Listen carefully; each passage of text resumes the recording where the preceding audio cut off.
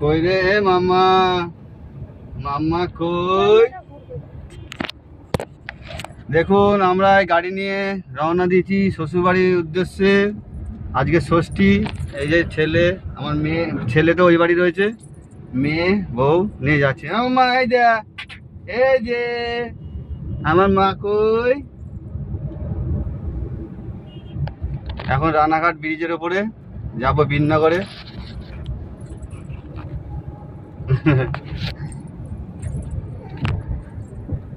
ঠিক আছে, জয় ষষ্ঠী, জয় ষষ্ঠী।